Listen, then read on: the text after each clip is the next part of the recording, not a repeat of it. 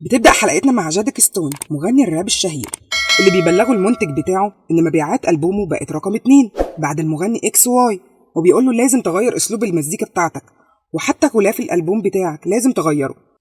وبيطلب منه جادك ستون إن البنت اللي صممت النضارة في الحفلة اللي فاتت هي اللي تعمل له تصميم ألبومه الجديد. وفعلا بيروح المنتج لمارينيت وبيبلغها طلب مستر ستون، وبتبقى مبسوطة جدا وفرحانة إنها هتصمم غلاف ألبوم مطربها المفضل، بس بتبقى شايفة إن ملاحظات المنتج إنه يخليه شبه المغني إكس واي مش مناسبة لجادك، بس بتصممها زي ما طلب. وبتروح توريها لجادك اللي بيقول لها إن التصميم ده مش مناسب ليا وإنها تعمل اللي هي حاساه وإنه واثق في موهبتها.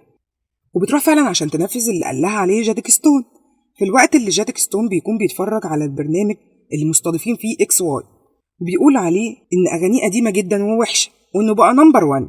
فبيتعصب جادك جدا وبيكسر التابلت، وهوكموس زي عادته بيبعت له الأكومة تسيطر عليه، وبيبقى الجيتار فيلن وبينزل في الفندق وبيستخدم الجيتار وبيخلي المنتج والمذيعة ترقص على أنغام الموسيقى بتاعته، وبيتحول التمساح لتنين مجنح وبياخده بيطير وبينشر عزفه على الناس وبيخليهم يرقصوا معاه.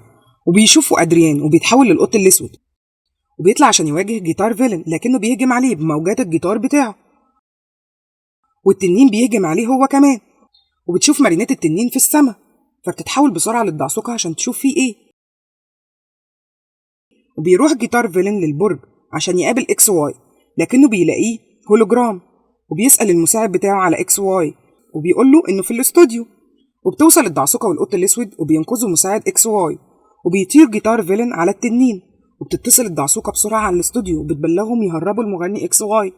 وبيوصل فعلا جيتار فيلن وما بيلاقيش حد وبيدمر الاستوديو. وبتوصل الدعسوقة والقط الاسود وبيحذروا اكس واي من جيتار فيلن، وفجأة بيجي تنين جيتار فيلن وبياخد اكس واي في بقه وبيطير، وبتطير وراهم الدعسوقة والقط الاسود.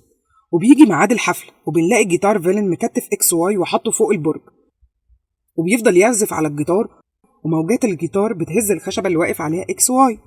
وبتيجي الدعسوقة عشان تنقذه لكن التنين بيهجم عليها وبيطيرها، وبتلف اليويو عليه وبتركب على راسه، وبتروح تاخد القط الاسود وبتلف بالتنين وبتهجم على جيتار فيلن وهو بيهجم عليها بموجات الجيتار، وبتلف بالتنين لكنه بيخبط في البرج.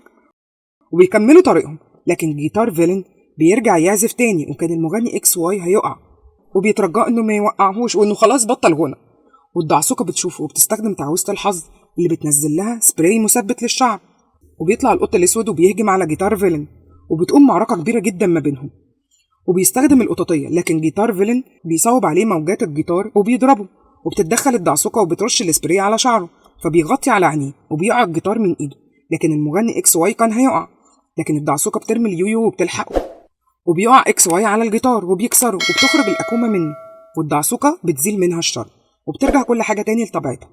وبتجري الدعسوقة عشان ترجع مارينيت تاني وتخلص تصميم غلاف الألبوم اللي بيعجب بيه جدا جادك ستون، وبينزله على ألبوم الجديد اللي بيكسر الدنيا وبيحقق مبيعات مذهلة.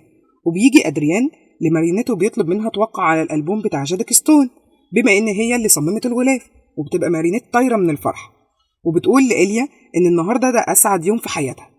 ولهنا بتخلص حلقتنا. وإلى كل محبين الأفلام الأجنبي والأكشن يقدروا يتابعونا على قناتنا الجديدة قناة قنبلة أفلام، وما تنسوش تعملوا اشتراك وتفعلوا زر الجرس عشان يوصل لكم كل ما هو جديد عن الدعسوقة والقط الأسود بالمصري. سلام.